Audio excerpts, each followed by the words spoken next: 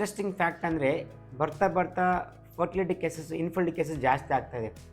ನಿಮಗೂ ಗೊತ್ತಿದೆ ಟ್ರೆಂಡ್ ನಮ್ಮ ವರ್ಲ್ಡಲ್ಲಿ ಹೇಗೆ ನಡೀತದೆ ಅಂದರೆ ನಾವು you are moving towards more of digital, more of technology oriented, ಆಮೇಲೆ less of physical exercises, more eating junk foods.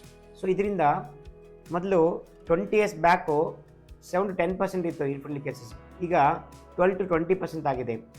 ಯಾಕೆಂದರೆ ಕಪಲ್ಸು ಮದುವೆ ಆಗೋದು ಲೇಟ್ ಮಾಡ್ತಾರೆ, ಮದುವೆ ಆಗೋದೇ 35 ಮೇಲೆ, ಮತ್ತು 30ಕ್ಕೆ ಮದುವೆ ಆದರೆ ಪ್ಲ್ಯಾನ್ ಮಾಡ್ತಾರೆ. ಆಮೇಲೆ ಇಲ್ಲ ನಾನು ನಂದು ಹೈರಾರ್ಕಿ ಇದೆ, ನನ್ನ ಪೊಸಿಷನ್ ಆಗಬೇಕು, ಇನ್ನೂ ದುಡಿಬೇಕು, ಒಂದು ಒಳ್ಳೆ ಪೊಸಿಷನ್ ಬಂದಾಗ ನನ್ನ ಮಕ್ಕಳು ಮಾಡಬೇಕು ಅಂತ. ಮಕ್ಕಳು ಮಾಡೋದನ್ನು ಡಿಲೇ ಮಾಡಿದಾಗ ಹೆಣ್ಮಕ್ಳ ವಯಸ್ಸು ಜಾಸ್ತಿ ಆದಂಗೆಲ್ಲ ಎಗ್ ಕ್ವಾಲಿಟಿ ನಂಬರ್ಸು ಕಡಿಮೆ ಆಗ್ತಾ ಹೋಗುತ್ತೆ. ಯಾಕೆಂದರೆ 35 ವರ್ಷ ಮೇಲೆ ಆದಂಗೆಲ್ಲ ಫರ್ಟಿಲಿಟಿ ಡಿಕ್ಲೈನ್ಸು ತುಂಬ ರ್ಯಾಪಿಡ್ ಆಗಿರುತ್ತೆ. ಎವ್ರಿ ಇಯರ್ಲಿ 5-10% ಡಿಕ್ಲೈನ್ ಆಗುತ್ತೆ. 38-40 ಬಂದಾಗ ಎಲ್ಲ ಓವರ್ಸ್, ಎರಡು ಕಡೆ ಓವರ್ಸ್ ಡ್ರೈ ಅಪ್ ಆಗಿರುತ್ತೆ, ಎಗ್ಗೆ ಇರಲ್ಲ. ಅದೊಂದೇ ಅಲ್ಲ, ಯಾರಿಗೂ ಟೈಮ್ ಇಲ್ಲ. ಅವರಿಬ್ಬರಿಗೂ ಕಪಲ್ಸ್ ಮದುವೆ ಆಗ್ತಾರೆ, ಹಸ್ಬೆಂಡು ಡೇ ಶಿಫ್ಟ್ ಇರುತ್ತೆ, ವೈಫ್ ನೈಟ್ ಶಿಫ್ಟ್ ಇರುತ್ತೆ. ಇಬ್ಬರು ಮೀಟ್ ಆಗೋದು ಬರೀ ಸ್ಯಾಟರ್ಡೆ ಸಂಡೇ ಮಾತ್ರ.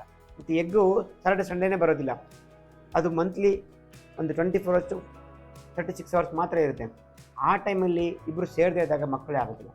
28-30 ಒಳಗಡೆ ಮದುವೆ ಆಗ್ಬಿಟ್ಟು 1 ವರ್ಷ 2 ವರ್ಷ ಟ್ರೈ ಮಾಡಿ, ಆಗದಿದ್ರೆ ನಿಮ್ಮ ಲೋಕಲ್ ಫರ್ಟಿಲಿಟಿ ಸ್ಪೆಷಲಿಸ್ಟ್ ಎಲ್ಲ ಕಡೆ ಇದ್ದಾರೆ, ಅವ್ರನ್ನ ಮೀಟ್ ಮಾಡಿ ಸಜೆಷನ್ ತೊಗೊಳ್ಳಿ. ಅವ್ರು ನಿಮಗೆ ಗೈಡ್ಲೈನ್ಸ್ ಕೊಡ್ತಾರೆ ಯಾವುದು ಟೆಸ್ಟ್ ಮಾಡಬೇಕು ಏನಂತ. ಆಮೇಲೆ ಟೆಸ್ಟ್ ಎಲ್ಲ ಸರಿ ಇದ್ದರೆ ಕರೆಕ್ಟಾಗಿ ಓವಲೇಷನ್ ಟೈಮಲ್ಲಿ ನಿಮಗೆ ಫರ್ಟಿಲಿಟಿ ಯಾವಾಗ ಮಾಡಬೇಕು ಅಂತ ಹೇಳ್ತಾರೆ. ಆ ಥರ ಮಾಡಿಕೊಂಡು ಟ್ರೈ ಮಾಡಿ. ಆಗದೆ ಇದ್ದಾಗ ನೆಕ್ಸ್ಟ್ ಸ್ಟೆಪ್ಪು ಹಾಗೆ ಫಾಲೋ ಅಪ್ ಮಾಡ್ಕೊಳ್ಳಿ.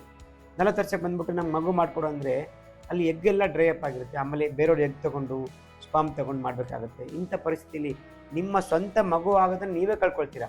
ಸೊ ಅದನ್ನು ದಯವಿಟ್ಟು ಅರ್ಥ ಮಾಡಿಕೊಂಡು ಈ ಫರ್ಟಿಲಿಟಿ ಇಶ್ಯೂಸನ್ನು ಬೇಗ ರೆಕ್ಟಿಫೈ ಮಾಡಿಕೊಂಡ್ರೆ ನಿಮಗೆ ನಿಮ್ಮ ಓನ್ ಹೆಲ್ದಿ ಬೇಬಿ ಸಿಗೋವಂಥ ಚಾನ್ಸಸ್ ಜಾಸ್ತಿ.